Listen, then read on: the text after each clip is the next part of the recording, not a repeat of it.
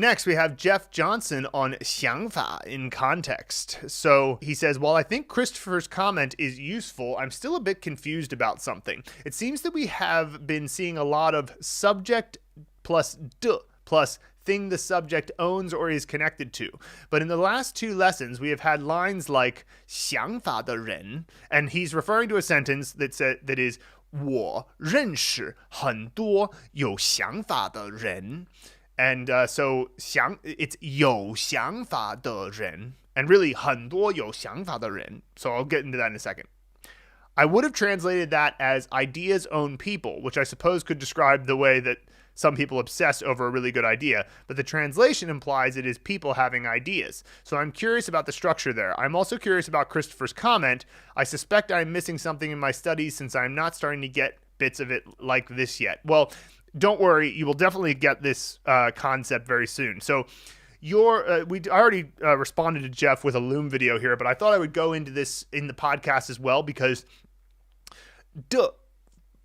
you really do learn it through context quite easily as you go through and read more sentences. Like, this is not something that is going to be all that hard when you see more and more sentences like this, but Jeff is wanting to look at it from the perspective of the word, and really we should be looking at it more from the sentence structure layer.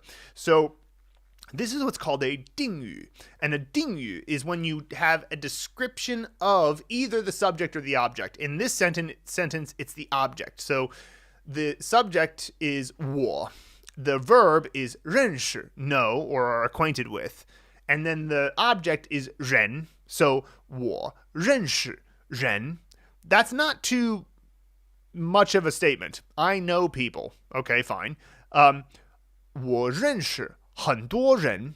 Now we've added a 定语. This is, again, we're talking about sentence structure here. So 很多人, and you could say 很多的人, but you'd usually just drop the de in that case. 很多人. I know a lot of people. Okay, that's a sentence you might say. I know a lot of people. Fair enough. But that's not what the speaker wants to say. They want to get a little more specific. They want to say, I know a lot of people with ideas. And 有想法的人. Like, so 有想法 means to just have a lot of opinions. Maybe it's kind of implying an intellectual, right? So somebody who has a lot of ideas.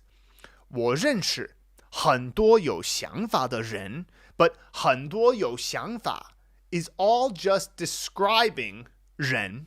And when you have multiple descriptions of 人, you'll connect it of the, let's say the object, which in this case is 人, you'll connect it with 的. And this is called a 定语, meaning we're going to add descriptions to the object, and more specifically, it's a 多项定语, which means multiple descriptive sentence structure. So like you're applying multiple descriptions to the object, which in this case is many, 很多, and 有想法的, idea having people. So I know many idea having people.